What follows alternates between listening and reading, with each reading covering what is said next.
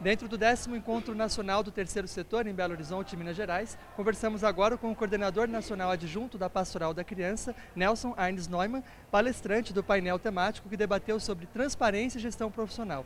Bom, primeiramente, agradeço pelo senhor falar da Boa Vontade TV e queria que explicasse qual foi a proposta, a experiência apresentada pela Pastoral da Criança nesse painel que debateu um tema tão importante para as entidades hoje. Olha, a Pastoral da Criança atua há mais de 30 anos com recursos públicos, também privados, em cerca de 4 mil municípios. Então isso ao longo do tempo foi dando uma experiência bastante forte para a Pastoral da Criança. Então, por exemplo, a gente recolhe notinhas fiscais desses 4 mil municípios, tem uma equipe de mais de 30 digitadoras só para digitar notinhas, bater os 2 carimbos, apresentar para o Ministério da Saúde. Então esse processo foi se moldando ao longo do tempo, tem um portal da transparência em que essas 400 mil notas por ano estão à disposição de qualquer cidadão. Então isso chama atenção, por quê? Porque a gente, como Pastoral da Criança, vive de transparência, vive de credibilidade. Eu não teria 200 mil voluntários aqui no Brasil se o pessoal não acreditasse que o que a gente está aplicando o recurso é feito de uma maneira honesta, transparente e com resultados. E isso é uma parte do que a gente veio falar aqui nesse encontro. E com relação ao envolvimento de voluntários, por exemplo, porque essa atividade de prestação de contas, ela é bastante séria, né? Como é que vocês tomam cuidados ali para garantir que os resultados saiam conforme planejado? Olha, o voluntário ele quer trabalhar com criança, quer trabalhar com gestante, não quer burocracia. Então o que a gente fez? Desenvolveu um método e a prestação de contas da Pastoral da Criança há mais de 20 anos é sempre igual. Infelizmente é mais rígida possível, mas eles sempre fazem o mesmo formulário e a gente lá na coordenação nacional, que a minha mãe, a doutora Zilda, sempre falava que a função da coordenação nacional é concentrar a burocracia para descentralizar as ações. Então daí se o financiador quer que preencha no formulário em pé, a gente preenche, se for deitado vai, a gente separa as notinhas fiscais conforme a necessidade, mas o voluntário não. O voluntário ele tem um método sempre constante que não precisa ficar desviando a sua função para um excesso de burocracia e sim para o acompanhamento tão importante das gestantes e crianças. A Pastoral da Criança, ela notabilizou-se pela sua ação voltada ao combate à mortalidade infantil. No atual momento que o país vive hoje, quais seriam as principais prioridades da entidade? A gente está chamando muita atenção para a prevenção das doenças crônicas de adultos. Você fala, mas trabalhando gestante? É. Então, existem pesquisas, o Dr. David Barker, da Inglaterra, por exemplo, ele viu que crianças que nasceram com baixo peso tinham mais infartos. E uma simples medida da criança ao nascer aqui, é uma medida aproximada do fígado, você pode prever o colesterol dessa criança dali a 60 anos. Estudos nos Estados Unidos veem que o idoso que nasceu com baixo peso, ele tem 30% mais chance de estar acamado depois dos 70 anos de vida. Então o que você percebe? Que é durante a gestação e os 2 primeiros anos de vida, que você somada da concepção até completar 2 anos, você tem 1000 dias. Então esses 1000 dias previnem doenças como as doenças do coração, doenças do fígado, doenças renais, osteoporose, diabetes, obesidade. Então é um momento muito importante para prevenir e a gente sabe que quem está ouvindo ali certamente conhece pessoas que têm pressão alta, que têm diabetes. E se a gente pode prevenir com um bom cuidado na gestação, por que não fazê-lo?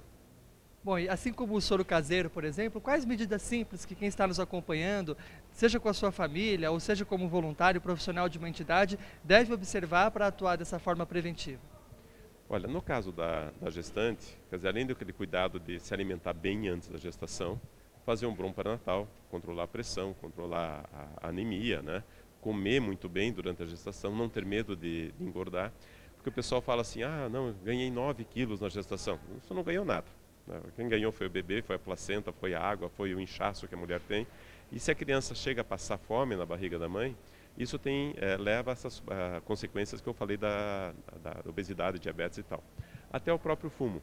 Você percebe aqui no Brasil que as jovens pobres estão fumando cada vez mais. Mas o que acontece? Cada vez que a mulher fuma, é como se a criança passasse fome na barriga da mãe. Por quê? Porque o cordão umbilical é estreito, não passa o veneno do cigarro, mas também não passa a alimentação. Com isso, a criança nasce com peso mais baixo e depois, por incrível que pareça, tem um efeito rebote. Quanto mais a mãe fumou na gestação, mais a chance da criança nascer com menos peso e maior a chance dela com 3 ou 4 anos de idade, a criança ter sobrepeso ou obesidade. Então, filho de mãe fumante tende a ter sobrepeso.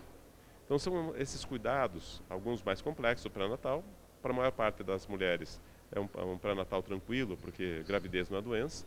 Para outras precisa ter uma intervenção, mas muito da atitude da mulher, de comer, de alimentar, de fazer o seu exercício regular, de não ter fumo ou mesmo consumo excessivo de álcool. Você conferiu o bate-papo com o Nelson Arnes Neumann, coordenador nacional adjunto da Pastoral da Criança. Conversei com ele durante o 10º Encontro Nacional do Terceiro Setor e ele nos trouxe essa experiência da Pastoral da Criança no trabalho junto à população menos favorecida e também na própria gestão de uma entidade do terceiro setor. Os temas que foram debatidos nesse encontro são bem amplos e por isso nós voltaremos em nossa próxima edição a apresentar a você alguns dos principais assuntos discutidos na capital mineira que são de interesse de toda a sociedade, em especial daqueles que atuam como ativistas, voluntários, profissionais das entidades beneficentes. Para finalizar o programa de hoje, destacamos aqui um valor que durante todo o tempo foi muito presente nesse e em todos os encontros do terceiro setor. É o valor da solidariedade, da caridade, já que é o combustível que move todas essas ações sociais em favor daqueles que mais precisam, no Brasil e no mundo. O escritor Paiva Neto, criador do programa Sociedade Solidária, diretor-presidente da LBV, em seu livro É Urgente Reeducar, nos faz refletir a respeito da importância desse sentimento para a construção de uma vida mais plena para cada um de nós e também como sociedade. Eu destaco aqui na versão pocket dessa obra, na página 266, a seguinte reflexão.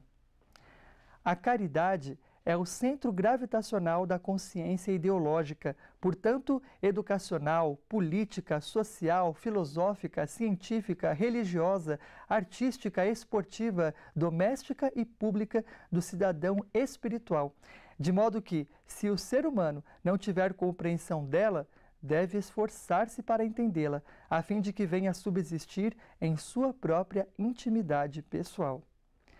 Essa reflexão prossegue, nós deixamos como recomendação a você que tenha também essa obra literária e com ela nós finalizamos o programa Sociedade Solidária, pensando a respeito da importância de olharmos a caridade, que é sinônimo de amor em toda a sua amplitude, não como se fosse o mesmo que uma ajuda descomprometida com o próximo, mas em seu sentido original, como um compromisso sério, verdadeiro de construção de uma sociedade melhor, um compromisso que envolve pessoas de todas as áreas, de todos os segmentos, pois afinal somos todos seres humanos e temos deveres solidários uns para com os outros.